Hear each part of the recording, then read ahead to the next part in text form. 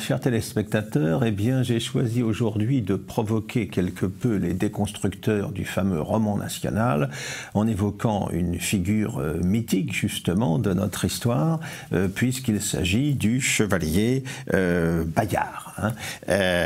C'est un mythe fondateur de notre histoire, un mythe héroïque, avec toutes les images d'Épinal que l'on sait, Bayard sacrant chevalier, adoubant chevalier François Ier au soir de Marignan, on verra ce qu'il faut en penser, l'image du chevalier sans peur et sans reproche, l'image de Bayard reprochant, alors qu'il est mourant, au connétable de Bourbon venu le voir, d'avoir trahi François Ier, etc.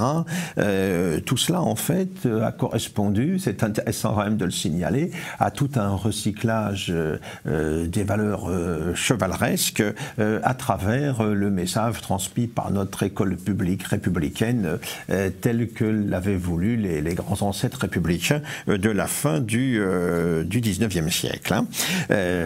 Au départ, en tout cas, les biographies de Bayard sont de véritables hagiographies. Son cousin, un humaniste, Symphorien Champier, en 1525, va rédiger une vie de Bayard. Son secrétaire, Jacques de Maille, que l'on connaît sous le nom de Loyal Serviteur, également va raconter les exploits du héros, mais nous sommes dans ces différents cas dans le cadre d'un éloge tout à fait hagiographique pour valoriser la figure d'un héros au service de son roi. Qu'en est-il en réalité que fut le parcours, la vie de ce chevalier donc qui deviendra pour la tradition sans peur et sans reproche. Pierre Terrail est né à Pontcharrat dans le Dauphiné vers 1475. Il est le fils d'Aymon Terrail qui est un gentilhomme de modeste lignée et d'Hélène Allément qui elle appartient à un grand lignage dauphinois. Il va passer son enfance, il va grandir dans le château de Bayard avec ses 7 frères et sœurs. Un de ses oncles est évêque de Grenoble et va se préoccuper de lui faire donner une instruction suffisante, mais surtout à travers ses relations, il va pousser le jeune garçon vers la carrière des armes à laquelle il ambitionnait d'adhérer. Et c'est ainsi qu'en 1486, eh bien, le jeune Pierre Terrail va devenir page du duc de Savoie Charles Ier. Ça va être l'occasion de se doter d'une formation militaire et de la parfaire régulièrement. Il va découvrir également la vie de cour à Turin. Il va accompagner le duc de Savoie dans le Val-de-Loire quand celui-ci vient rencontrer le roi de France Charles VIII. Donc il y a toute une initiation à la vie noble de l'époque, à la vie chevaleresque de l'époque qui commence en fait dès son enfance à travers cette fonction de page. Mais en 1490, après la mort du duc Charles Ier, eh bien il ne peut rester à la cour car la duchesse veuve n'a plus les moyens d'entretenir une cour aussi nombreuse et aussi coûteuse. Et du coup, Bayard va se retrouver au service du comte de Ligny, Louis de Luxembourg, qui est un proche du roi de France, Charles VIII. Et c'est ainsi qu'il va entamer véritablement sa carrière militaire. Il va rejoindre la compagnie d'ordonnance de ce Louis de Luxembourg en 1493. C'est au moment où, quelques mois plus tard, Charles VIII va se lancer dans l'aventure italienne. Charles VIII faisait valoir les droits qu'il avait sur l'héritage angevin de Naples pour aller conquérir ce royaume dont il annonçait qu'il en ferait une base pour aller libérer Jérusalem dans le cadre d'une nouvelle croisade, la croisade redevenue tout à fait d'actualité en un moment où le péril ottoman est plus fort que jamais. Alors, succès est au rendez-vous, on s'empare de Naples sans grande difficulté, mais contre les ambitions françaises en Italie, on voit se constituer la Ligue de Venise et le roi Charles VIII et son armée sont obligés d'évacuer Naples. Et au retour, il va falloir franchir un obstacle considérable puisque les adversaires des Français les attendent non loin de Parme, à hauteur de Fornoux. C'est là que va être livrée en juillet 1495 une bataille tout à fait décisive, une bataille au cours de laquelle va s'exprimer ce que l'on a appelé à l'époque la Furia Francese, c'est-à-dire que les Français, malgré des effectifs moindres que leurs adversaires, vont balayer ceux-ci, enfoncer ceux-ci et continuer leur retraite dans de bonnes conditions. C'est un petit peu le baptême du feu pour Bayard qui s'illustre à ce moment-là et dont la valeur est désormais reconnue. Quelque temps plus tard, c'est le successeur de Charles VIII, Louis XII, en 1499, qui s'engage de nouveau en Italie pour des raisons différentes de celles de son prédécesseur, puisqu'il s'agit pour lui de revendiquer le Milanais. Et il est le petit-fils de Louis d'Orléans et de Valentine Visconti, et il pense à ce titre avoir des droits sur le duché de Milan, dont s'est emparé Ludovic Sforza.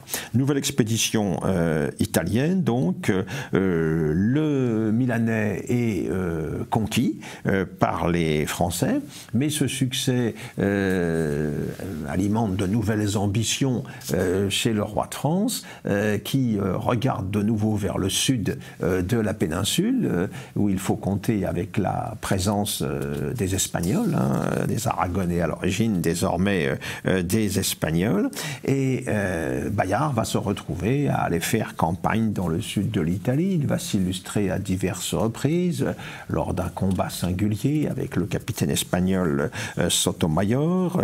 Il y aura également un combat des 13 qui verra s'affronter près de Trani 13 Français contre 13 Espagnols. Tout cela évidemment contribue à la gloire de Bayard qui s'illustre en ces diverses circonstances. Mais ce qui va établir pour longtemps sa réputation, c'est en 1503 la défense du pont du Garigliano.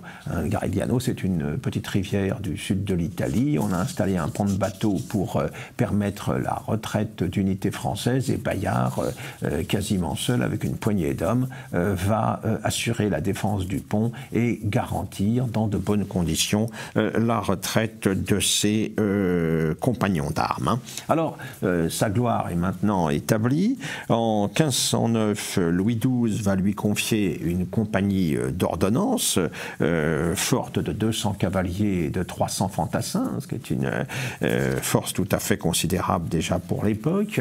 Bayard va s'illustrer à la bataille d'Agnadel livrée contre les Vénitiens.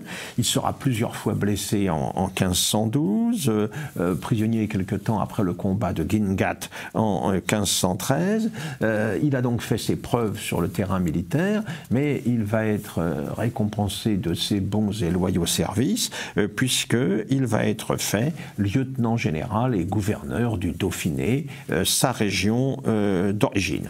Des fonctions administratives, politiques, mais la guerre reprenant en Italie, eh bien, il va de nouveau revêtir l'armure du combattant et accompagner François Ier au-delà des Alpes, notamment en 1515, et il va s'illustrer là, en s'emparant notamment du chef de l'armée pontificale qui était opposé aux Français, Prosper Colonna, ce qui va le faire remarquer de François Ier, bien sûr, qui voit en lui l'un de ses meilleurs compagnons sur le plan militaire.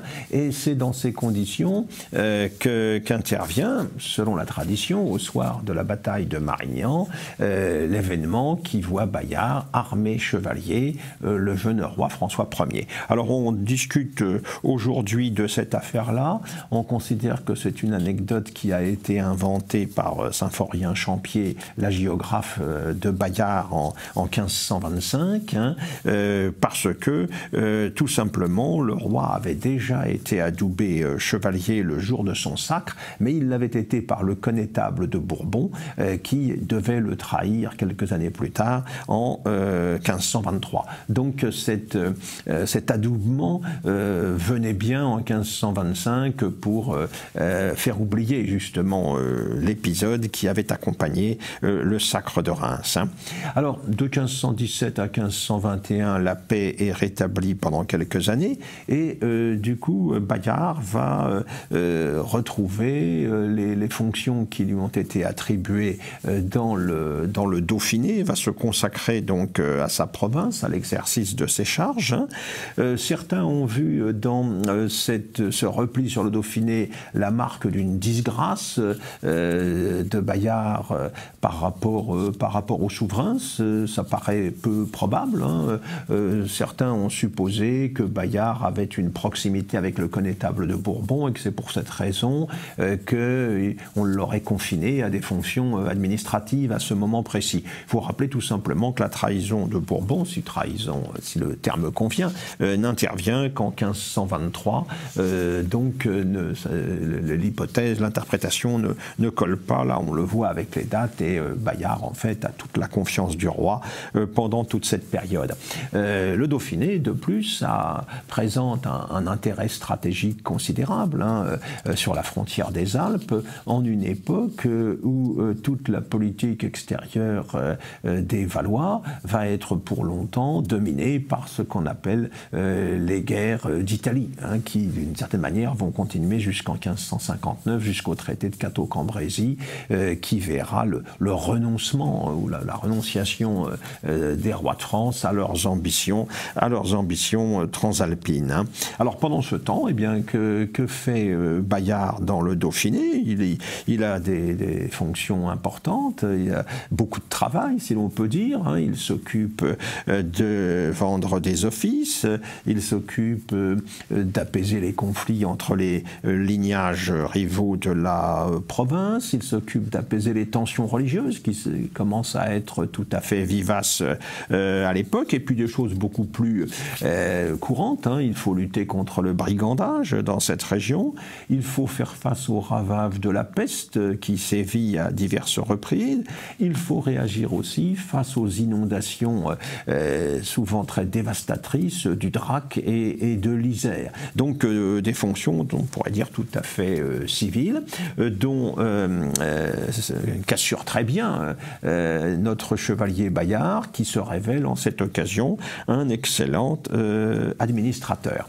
Mais la guerre se réveille, il faut reprendre les armes. En 1521, c'est au nord de la France, sur les frontières du Nord, que face aux impériaux qui menacent Paris, Bayard va défendre avec succès la ville de Mézières pendant 6 semaines, en compagnie d'ailleurs d'Anne de Montmorency, futur connétable, un des grands chefs militaires également du temps.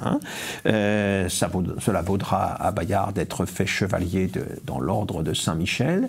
Il a notamment pour garantir la sécurité de Mézières, joué d'un stratagème. Il a adressé au roi des messages dont il savait pertinemment qu'ils seraient interceptés par les adversaires, messages dans lesquels il a complètement bluffé sur ses capacités de résistance, les troupes dont il disposait, le ravitaillement qu'il avait sous la main, ce qui a découragé les impériaux qui ont fini par lever le siège.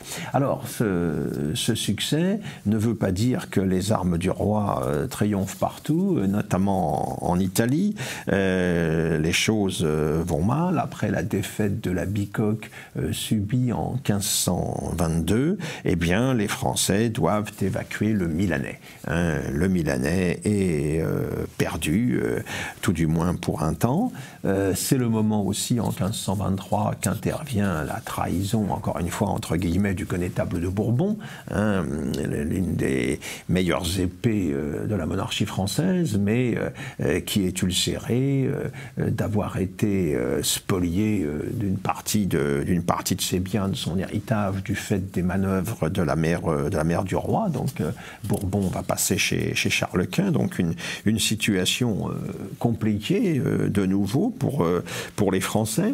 Alors en 1524, Bayard est de nouveau engagé en Italie, mais cette fois cet engagement lui sera fatal puisqu'il sera tué à la bataille de la Sésia le 30 avril 1524. Il commande, comme c'est souvent le cas avec lui, l'arrière-garde des forces françaises en retraite, donc en première ligne face au danger, et c'est là qu'il va être touché d'un coup d'arquebuse qui va lui briser la colonne vertébrale. Il est blessé à mort, on va l'installer au pied d'un arbre, c'est lui qui y tient, il veut être installé dans un sens où il pourra faire face à l'ennemi, parce que selon lui, il n'a jamais tourné le dos à l'adversaire, et selon lui, c'est ainsi que doivent mourir les gentilshommes. Donc il y a toute une mise en scène personnelle, si vous voulez, de sa mort, en fonction des valeurs qui sont celles de la chevalerie traditionnelle. Alors il est donc grièvement blessé, fait prisonnier, il se confesse, rédige son testament, les capitaines espagnols viennent le voir, se rendent auprès de lui pour venir rendre hommage à son courage. Le marquis de Pescara fait même dresser une tente pour que l'on abrite le blessé, et il reçoit même la visite, c'est l'épisode bien connu, la visite du connétable de Bourbon. Alors on a dit que Bayard avait reproché à celui-ci sa trahison du roi de France. Rien de très solide ne vient confirmer cette tradition qui s'est ensuite inscrite dans la mémoire collective. Quand il est mort, son corps va être déposé à Notre-Dame de Grenoble, puis ensuite il sera inhumé au couvent des Minimes de Saint-Martin d'Air, qu'avait fait construire son oncle. C'est une mort présentée comme héroïque, bien sûr, du fait du comportement qui a été celui du blessé sur le point de disparaître. Tout cela a été développé par Brantôme, qui ne s'est pas contenté d'une vie des dames galantes, bien connues, mais qui a écrit également la vie des capitaines illustres, parmi lesquels Bayard. En tout cas, cette disparition, cette mort, elle marque bien la coupure ou la rupture ou le passage entre le Moyen-Âge et l'époque moderne. Le Moyen-Âge, c'était le monde de la chevalerie, où l'on s'affrontait face à face entre guerriers d'élite. L'époque moderne, c'est l'époque de l'arquebuse, c'est l'époque où l'on peut être abattu d'un coup de feu dans le dos, dans le feu de la bataille, dans le feu des combats. Ces armes, comme l'arbalète en son temps d'ailleurs, qui avait fait l'objet de beaucoup de critiques, ces armes venaient jeter à bas en quelque sorte tout le code du combat chevaleresque tel qu'on l'avait connu jusque-là. En cela, Bayard incarne un petit peu la fin d'une époque, la fin d'une certaine image du guerrier qui se trouve désormais transformée du fait de l'irruption de la modernité.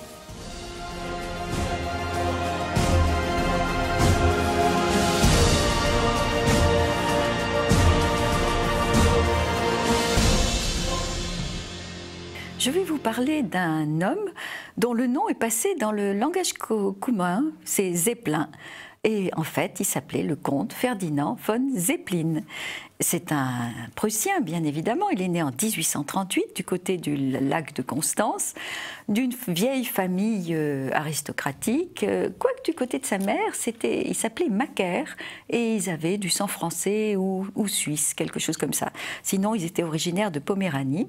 Il a une enfance tout à fait heureuse, familiale, dans un joli château au bord du lac de Constance. Il a une grande sœur et un petit frère.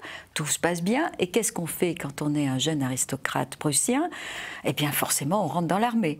Ce qu'il va faire, il sera lieutenant en 1858, 20 ans.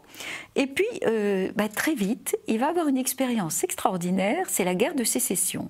Il va partir couvrir, si j'ose dire, la guerre de sécession aux États-Unis comme observateur. Alors, autant c'était une guerre atroce pour ceux qui combattaient, autant comme observateur prussien, quand on a 23 ou 24 ans, c'est formidable. Et il va en profiter pour découvrir les États-Unis. Il va faire des marches dans le nord des États-Unis. Il va surtout avoir une expérience en ballon. Et il va trouver ça formidable. Formidable parce qu'enfin, c'est la première fois qu'il quitte la Terre et qu'il voit la Terre de haut. Et il se dit, il faudrait quand même que ça soit plus maniable, plus dirigeable. Voilà, le mot va être lancé. Dirigeable, tout est là. Comment faire d'un ballon captif ou même un ballon à air chaud, un dirigeable, et ça sera le combat de sa vie. Alors, très rapidement, sur sa carrière militaire, il va participer à la guerre austro-prussienne, vous savez, Sadowa, etc. Et puis, la guerre de 70, alors là, il va se faire remarquer parce que, comme c'est un peu une tête brûlée à l'époque, il va partir avec une poignée d'hommes derrière les lignes françaises au tout début de la guerre, vraiment le jour du déclenchement de la guerre, et il va faire une vaste randonnée derrière les lignes françaises. Ces hommes vont être faits prisonniers, lui il va s'échapper, avec son cheval, et puis il n'a plus de cheval parce que le cheval est tué. Il va se cacher dans les fermes, il va mendier du lait frais à une petite bergère française qui doit trouver qu'il est beau garçon. Il lui arrive 1000 aventures, mais il arrive à rejoindre les lignes allemandes, enfin prussiennes, et là, il va se couvrir de gloire quand il va raconter tout ce qui lui est arrivé. Et en même temps, il va quand même avoir droit à des réprimandes en disant « Mais attendez, la guerre, c'est pas d'aller comme ça se balader derrière les lignes ennemies, c'est plus sérieux que ça ». Très vite, la vie militaire va l'ennuyer et il va revenir à son idée de ballon et de dirigeable. Alors, où est-ce qu'on en était de ce côté-là? La première idée de dirigeable, figurez-vous qu'on la doit à un jésuite italien qui s'appelle Tenzo Dell'Anna. On est en 1670 et c'est lui qui a eu la première idée. Mais enfin, il n'avait pas les moyens tellement pour la réaliser. Après, bien sûr, il y a eu l'épopée des Montgolfiers en 1783. Fantastique, les Montgolfiers. Et puis Jacques Charles qui va avoir l'idée de remplacer l'air chaud, qui était quand même pas très pratique, par de l'hydrogène. Alors l'hydrogène, c'est formidable, c'est 14 fois plus léger que l'air, donc ça a une portance fantastique. On n'est pas obligé d'entretenir ces grands feux pour avoir l'air chaud, mais c'est évidemment extrêmement inflammable. 100 ans plus tard, les Français Richard et Krebs vont faire ce qui est déjà un dirigeable, il s'appelle le France, enfin, c'est un ballon qui n'a pas encore la forme du dirigeable, et ils ont l'idée de mettre un moteur électrique avec une hélice. Et ce France va faire quelques kilomètres en circuit fermé et revenir à son point de départ. Le ballon est très très à la mode dans ces années-là. Jules Verne a écrit 5 semaines en ballon en 1863. Les gens pensent que c'est un peu un gadget, enfin un phénomène de foire. Et par contre, en Allemagne, on travaille sérieusement là-dessus, sur quelque chose qui pourrait être, par exemple, militaire. Alors, il y a le docteur Wolfert qui va faire le Deutschland avec le premier moteur à explosion, qui a plus de puissance qu'un moteur électrique. Et bien sûr, le comte von Zeppelin, surnommé le comte fou par ses voisins du lac de Constance, va reprendre cette idée du moteur à explosion et il va demander à l'inventeur, c'est-à-dire Daimler, de mettre un moteur adapté à cette énorme structure qu'il va imaginée, c'est-à-dire non plus ronde mais ovale, avec une structure métallique. Et on pense qu'il a un peu bénéficié de l'invention d'un Colombien, un consul de Colombie à Hambourg qui était son meilleur ami, qui s'appelait Carlos Alban, et qui lui aussi avait inventé ça. Enfin, le premier Zeppelin va sortir du hangar. Alors, il en a parlé à tout le monde, donc il y a 10 000 personnes qui attendent ça. Bon, c'est le LZ1 et ça va être un petit peu décevant, parce que, oui, d'accord, d'abord ça va mettre des heures à pouvoir bouger et puis les gens, s'attendaient à mieux. Et du coup, l'armée ne va pas le suivre et ne va pas le financer. Il va être ruiné, tellement ruiné qu'il va il va envoyer 60 000 lettres en Allemagne pour demander de l'argent pour cette nouvelle recherche. Enfin, il va attendre 5 ans pour sortir le LZ2. Il a enfin un beau dirigeable. Et la nuit précédant le lancement, il y a une tempête. Pof, le dirigeable est lacéré. Il est obligé de tout recommencer. Qu'à cela ne tienne, l'année suivante, 1906, ça sera le LZ3. Alors là, c'est un franc succès. Il va même emmener la famille impériale, qui prennent des risques quand même, parce que c'était quand même assez dangereux à l'époque. Le LZ4, il pense que ça va être encore mieux. Il est beaucoup plus grand, il fait 130 mètres de long. 130 mètres. Mais il y a une avarie, il est obligé de se poser dans un champ. Et là, c'est un désastre. Alors, il descend précipitamment avec ses hommes, il dit il faut l'amarrer très, très, très fort parce qu'il y a un vent terrible. Ils vont attacher le dirigeable à une charrette elle-même remplie de pierres, ils vont enterrer la charrette sous des monceaux de terre et de pierres. Eh bien, ça ne va pas suffire. Le vent va souffler et va arracher et le dirigeable et la charrette et les pierres, et tout ça va être traîné sur 1,5 km et finalement prendre feu parce qu'il y a toujours cet hydrogène évidemment dans le ballonnet. Un pur désastre. Mais ça ne l'arrête pas, rien ne l'arrête. Quelques années après, ça sera le LZ5, et là, il va convoquer l'empereur, rien que ça, le Kaiser, qui aura la surprise de voir son fils, le Kronprinz, lui faire coucou depuis la nacelle du Zeppelin. Et puis, à partir de ce moment-là, ça ne va plus s'arrêter. Il va y en avoir des dizaines. Au moment de l'Hindenburg, on en sera au 129.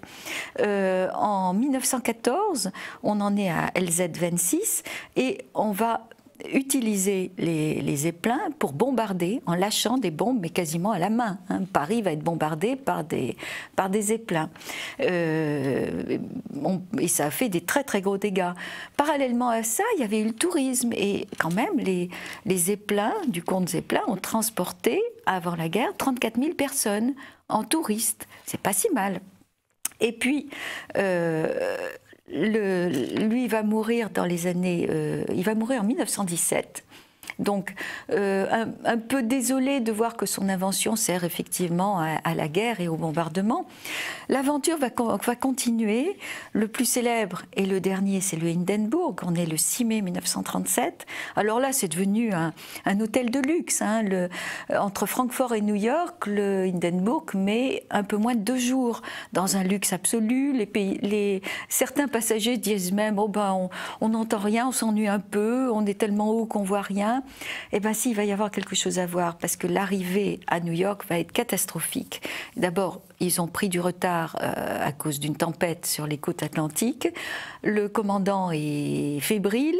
Il va décider de se poser malgré tout pour ne pas prendre de retard pour le retour. C'est une ligne, c'est comme une ligne aérienne. Et le Zeppelin va se cogner contre son mât d'amarrage. Il va prendre feu. Ça va être un désastre absolu, commenté en direct par un journaliste de la radio américaine. Donc on a vraiment... on vit ça en direct. Il y a eu quand même 36 morts et ça sera la fin de l'aventure des Zeppelins. Göring va décider que c'est terminé et le capitaine Lehmann, qui commandait ce Hindenburg, va mourir de ses blessures le lendemain en disant « Mais c'est pas possible, on a dû nous mettre une bombe, on a dû nous tirer dessus, ça ne pouvait pas prendre feu. » Eh bien si, ça a pris feu parce que c'était de l'hydrogène et pas de l'hélium. Fin de l'aventure des Zeppelins. Mais c'était une belle aventure.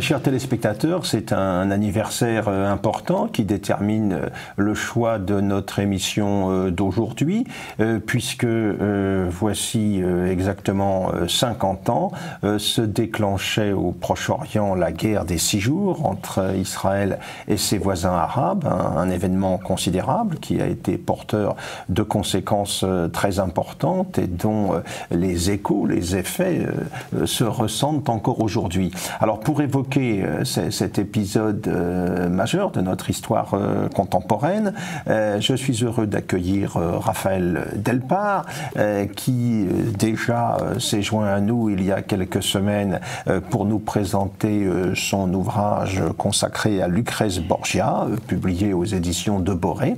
Raphaël Delpar qui avait fait une petite incursion ainsi dans l'époque de la Renaissance, mais qui est avant tout un spécialiste de l'histoire de la Seconde Guerre mondiale, de l'histoire de la guerre d'Algérie, et qui tout naturellement, au cours de ces années 1960, au cours de ces pérégrinations historiques, si l'on peut dire, a été amené à s'intéresser aussi aux questions proche-orientales et notamment au conflit israélo-arabe. Donc, juin 1967, la guerre est de nouveau au rendez-vous au Proche-Orient. Israël lance une offensive éclair, mène une blitzkrieg absolument spectaculaire contre des armées arabes qui s'étaient réunies, qui s'étaient rassemblées pour lui faire un mauvais parti, si l'on en croyait les discours proférés notamment par le colonel Nasser, qui est à l'époque le maître de l'Égypte et qui a des revanches à prendre par rapport à la guerre de 1947-48, par rapport à la guerre du Sinaï de 1956. Colonel Nasser qui pense pouvoir compter sur le soutien de l'Union soviétique là où Israël maintenant est défendu par l'Occident. Donc voilà tout cet événement, voilà tout cet enchevêtrement d'épisodes sur lequel nous allons nous pencher pour essayer de mieux comprendre le déroulement de cette crise. Alors Raphaël Delpar, il faudrait peut-être d'abord rappeler pour nos téléspectateurs quel est le contexte général dans lequel le Proche-Orient va s'embraser de nouveau. Que s'est-il passé dans cette région depuis 1948 et la proclamation par Ben Gurion de l'État d'Israël, dans les grandes lignes. Pour nos téléspectateurs, je pense que c'est utile de rappeler ces principales étapes. Alors, dans le premier temps, dès la déclaration d'État d'Israël, il y a la guerre israélo-arabe et Jérusalem est entourée de 100 000 soldats arabes qui vont déloger les habitants juifs de Jérusalem. Et c'est à partir de là que l'on va créer ce qu'on appelle aujourd'hui encore, depuis toutes ces années, Jérusalem-Est et Jérusalem-Ouest. En fait, c'est la Jordanie qui va occuper la partie est, puisque le mur occidental, ce qu'on appelle le mur des lamentations, et toute la partie est de Jérusalem est en Jordanie, sur le territoire jordanien. Ensuite, on va tomber dans la guerre de 56, c'est-à-dire qu'en Nasser est le premier leader arabe qui va affronter l'Occident, et je dirais même qui va, entre guillemets, insulter. Je ne lui donne pas tort de ce qu'il a fait, mais je veux dire que et qu'il va privatiser le canal de Suez, qui est évidemment un couloir maritime de la plus grande importance qui soit pour de nombreux pays et pour les pays occidentaux. Ça va donner la guerre de Suez, la guerre du canal de Suez, à laquelle guerre les Israéliens vont être là, mais ils vont pas avoir une position très claire. Ils vont profiter un petit peu de la situation, voilà, c'est ça. Pour desserrer les taux. Pour desserrer les taux, voilà. Mais ils vont pas agir. Comme vous le savez et comme nous le savons, en tous les cas, rappelons que la guerre de Suez est un échec pour l'Égypte, mais en même temps, ça aurait pu être... c'est un échec militaire. C'est un échec militaire parce qu'on a rappelé les hommes qui étaient quasiment aux portes de Caire et d'Alexandrie. Au bout du compte, le fait des pressions soviétiques, du lâchage américain, ça fait que les Français et les Anglais vont retirer leurs troupes, et ce qui est un échec militaire incontestable pour Nasser, quoi que raconte la propagande égyptienne, ça se termine par un succès politique. Alors, Nasser est devenu le nouveau Saladin. Voilà, qui devient le nouveau Saladin. Saladin. Qui gagne en popularité. Absolument. Tout le monde arabe. Il a tenu tête aux puissances impérialistes, aux anciennes puissances coloniales. Donc, pour lui, c'est un succès incontestable. Il est acclamé dans les rues. C'est un succès aussi, vous en conviendrez, je pense, c'est un succès aussi pour Israël, qui a profité de cette situation, de ce contexte, pour engager la lutte dans le Sinaï contre les Égyptiens, infliger une défaite complète aux 10 Égyptiens, ce qui a permis à Israël de desserrer quelque peu l'étau, puisque Israël vivait depuis la proclamation de l'État d'Israël et la première guerre israélo-arabe de 48-49, Israël vivait dans un univers, dans un environnement totalement hostile. Évidemment. Absolument. Et puis vous avez ensuite, toujours dans l'énumération grosso modo des conflits, vous avez Nasser, au fort de sa puissance et de sa popularité, va faire le détroit de Tirane, va fermer, qui va donner lieu à un nouvel affrontement, et c'est là, à partir de là, mais beaucoup plus tard, à partir de là que l'on va avoir, que l'ONU va inventer ce qu'on appelle la force bleue, c'est-à-dire les casques bleus, et l'ONU va installer des casques bleus donc au nord c'est-à-dire au nord du Sinaï, au sud pour les Israéliens, mais rappelons-le parce que c'est très important pour la suite, sur le territoire égyptien. Ce qui fait que, et on en arrive, si vous le voulez, à la guerre ce qui va être la guerre des 6 jours, sur ce plan-là, en tous les cas, c'est que Nasser est poussé par le KGB, par l'Union soviétique, qui lui a donné, vendu une armada militaire, des canons, des tanks, etc. Mais surtout, ce qu'ils veulent, les soviétiques, c'est que Nasser continue de se lever face à l'Occident et de créer des points de friction. Parce que les soviétiques veulent embêter les Américains, veulent gêner les Américains, et lesquels sont d'ailleurs embourbés au Vietnam. Donc, l'idée, c'est qu'il ferme le golfe de Tirane. Évidemment, pour les Israéliens, c'est un casus belli caractérisé, parce que ils ne peuvent plus, leurs bateaux ne peuvent plus sortir du territoire. On précise pour nos téléspectateurs, le détroit de Tirane, donc au sud de la péninsule du Sinaï, par lequel transitent les bateaux qui vont vers le port israélien d'Aqaba, au fond du golfe d'Aqaba, donc dans la mer Rouge. Alors, on a dit aussi que les soviétiques avait encouragé Nasser dans ses discours bellicistes pour créer les conditions d'une crise qui était un petit peu une réponse du berger à la bergère après le coup d'État des colonels en Grèce qui avait eu lieu quelques semaines plus tôt. Coup d'État tout à fait anticommuniste qui était censé conjurer le risque d'une victoire de la gauche et de l'extrême gauche aux élections. Et on a dit que finalement encourager Nasser à l'intransigeance, créer les conditions d'une bombe à retardement supplémentaire, c'était une réponse aussi de Moscou par rapport aux Occidentaux. Mais finalement, ça se terminera mal. Oui, c'est ce que vous dites est très très juste, parce que c'est vrai que si on regarde la progression et la façon dont Nasser va diriger l'Égypte, j'allais dire, il met tout le monde en prison. Je veux dire, les prisons ne désemplissent pas, elles se remplissent, effectivement avec ce que vous venez d'exposer qui est très juste. Et puis, encore une fois, mais les Russes vont aussi, on ne va pas trop s'attarder sur eux, mais les Russes aussi jouent double jeu. À la fois, on vient de le dire, ils poussent Nasser à nouveau à s'élever face à l'Occident, mais aussi avec les Israéliens, ils cherchent des points de contact, ils cherchent à s'introduire, à se mettre en place. Donc, ils jouent là, alors que les Américains par rapport à Israël, sont complètement out, sont complètement de l'autre côté. Ils n'ont pas de lien direct. Ça va venir après. Mais d'ailleurs, Kennedy était absolument opposé à toute aide concernant Israël. Bon, mais là, on est dans une autre page d'histoire. Les Américains, sont prudents, effectivement, parce qu'ils ne veulent pas se couper du monde arabe, faire l'unité du monde arabe contre eux. On sait les enjeux pétroliers, l'enjeu que représente Suez. Ce sont les enjeux pétroliers, en réalité.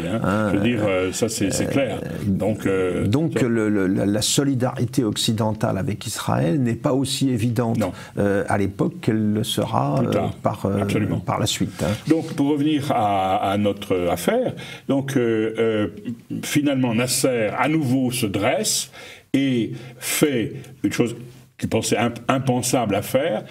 il a le droit de le faire d'ailleurs, il vire, il met hors du terrain les casques bleus. Les casques bleus, hein, la force d'interposition de l'ONU, mise en place après la guerre du Sinaï de 1956. Qui était le secrétaire général de l'ONU à l'époque. Le secrétaire général birman. Et il installe à la place, il installe une armada militaire.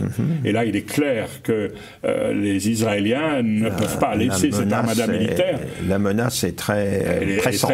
Elle est très claire. Alors, d'autant que Nasser, excusez-moi, d'autant que Nasser va conclure des accords avec la Syrie et avec la Jordanie contre Israël. Oui, et d'autant que vous avez quand même 8 pays qui n'ont pas de frontière avec Israël, dont l'Algérie, qui va venir s'accrocher à cette affaire. Effectivement, il va prendre des accords, puisque son rêve à lui, comme leader Nasser, c'est d'être le président du panarabisme. Voilà, c'est l'homme du panarabisme. Voilà, ça c'est très faire l'unité de tous les Arabes, il y a une solution, c'est l'unité contre l'ennemi commun. Ben oui, voilà.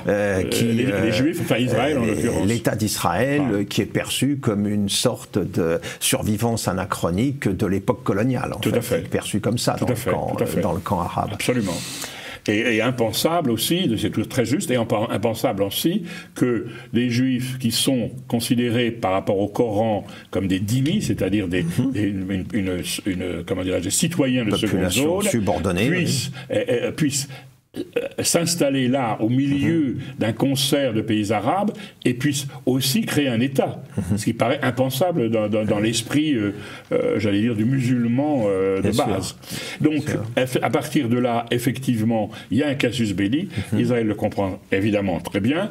Nasser prend des accords avec le roi Hussein de Jordanie, et il va commettre une erreur monstrueuse en ce qui concerne les Jordaniens, c'est qu'il va proposer aux Jordaniens, enfin au jeune roi, de mettre toute son aviation militaire en Égypte. Et ce qui fera que quand il y aura le front sur la Jordanie, les Jordaniens ne pourront pas répondre et vont être, en quelques heures, vont être défaits.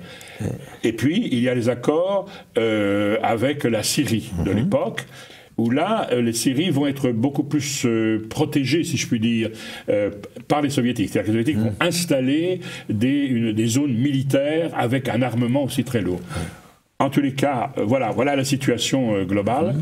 Alors, je pense qu'on peut parler peut-être de la tentative de Abba Eban, oui, parce qu'elle va être aussi conditionnée à la décision diplomatique. Voilà. Abba Eban, qui est un homme ministre des Affaires étrangères, qui était déjà dans ce qu'on appelait le Yishuv, c'est-à-dire le gouvernement provisoire avant la création de l'État, était déjà né au Cap, je crois, de mémoire. Oui, c'est une figure internationale. Il parle plusieurs langues, c'est un vrai diplomate. Enfin, c'est un diplomate. Très posé, très calme, etc. Il veut sauver la paix. Il se rend d'abord à Paris, comment dirais-je, à De Gaulle, voie de Gaulle.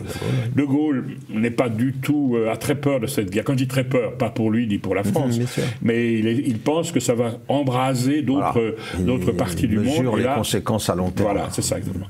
Et donc, il est très fermé, et à peine Eban sera-t-il sorti du salon à l'Élysée où De Gaulle l'a reçu, que De Gaulle appelle un attaché de l'Élysée et donne l'ordre à Pierre Messmer, qui était ministre de la Défense. On disait les armées ou la Défense. Les armées, on disait les armées à l'époque. Ministre des armées à l'époque, de bloquer toutes les armes qu'Israël avait achetées et payées.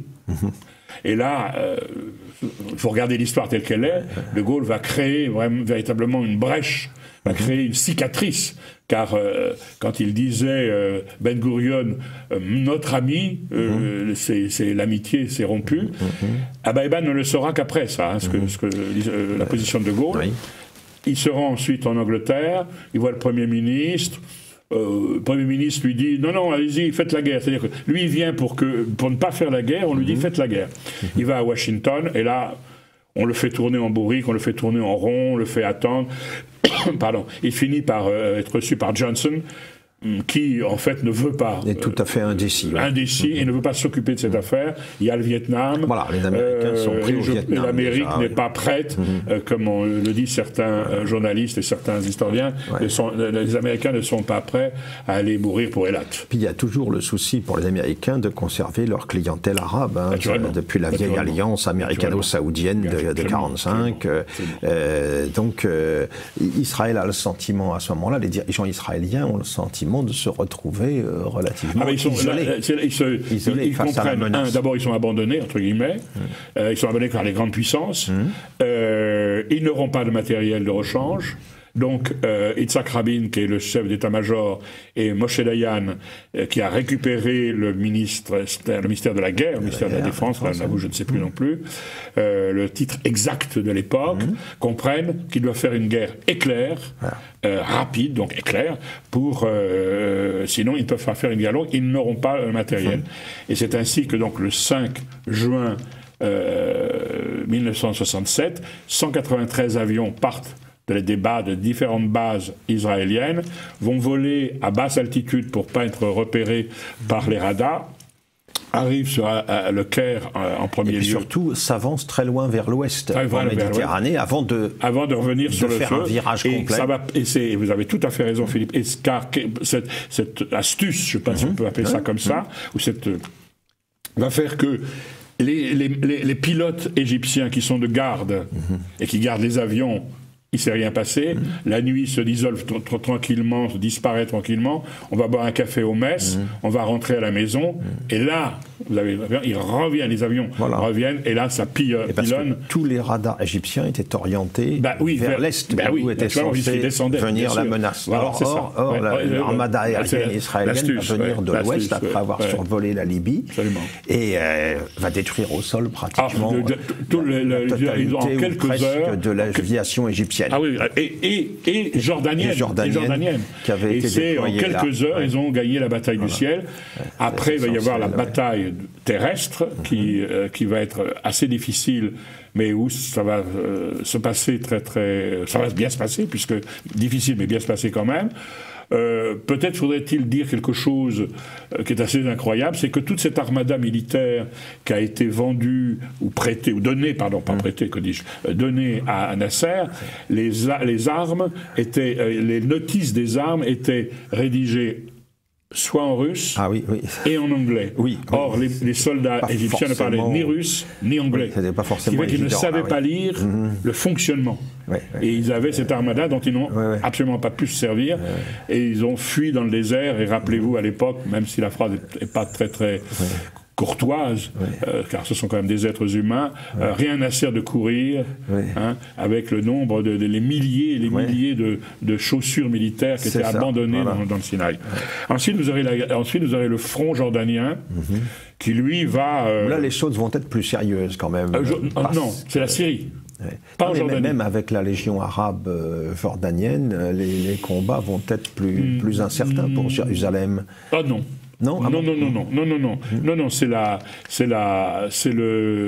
campagne de la Syrie qui va être très difficile. Le front du les Jordaniens essaient bien sûr de se défendre. Le jeune roi lui-même prend sa voiture et va sur un des monts pour voir l'ensemble, et c'est le désastre total. Les tanks sont en fumée, etc. Donc il a compris en ce moment-là, parce que Nasser détestait le roi Hussein de Jordanie. Oui, parce qu'il représentait les monarques mis en place par les puissances coloniales. Par les puissances coloniales anglaises et françaises. Ce sont le grand-père du roi Hussein qui a été assassiné par les Arabes palestiniens parce qu'il leur avait volé la Transjordanie. Donc il y a effectivement, pour Nasser, c'est rien du tout. En revanche, on en arrive maintenant au front syrien. Là, ça va être beaucoup plus difficile. Ça va être beaucoup plus difficile parce que les soviétiques sont présents. Ils construisent des tranchées, et avec, aussi une armada militaire, mais ils sont présents. Donc là, il y a une bataille qui est très dure. La bataille du Golan va être épouvantable. Moi, j'ai visité le Golan en 67, 70. Et on voyait encore des traces, enfin, ils se sont battus à l'arme blanche. Hein. La bataille du Mont Hermon, absolument, dans ce secteur-là. Absolument. Et le Golan, il faut rappeler pour nos téléspectateurs que c'était une position dominante par rapport à la plaine de Galilée, d'où l'on pouvait bombarder facilement les kibboutz. Depuis le Golan, les soldats syriens tiraient au fusil sur les paysans en bas. Le contrôle de ce plateau, ça avait un intérêt stratégique évidemment majeur. Et alors là, peut-être un petit mot sur la stratégie de Yitzhak Rabin, chef des armées, c'est qu'il va, comme il a fait évidemment les écoles de guerre et les plus hautes écoles de guerre, il aura l'idée, moi je ne suis pas un spécialiste, mais d'après ce que j'ai lu et compris et dépouillé, il aura l'idée d'utiliser ce qu'utilisaient les armées romaines à l'époque de la Rome antique, c'est-à-dire un enveloppement.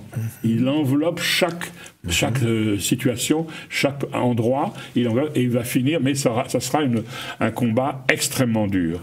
Mais ils vont vaincre les Syriens. Avec des armées arabes, avec des combattants qui ne correspondent pas non plus à la caricature de fuyards que l'on a voulu mettre en avant. Les combattants peuvent être des combattants solides, mais il y avait un déficit très net de culture d'état-major.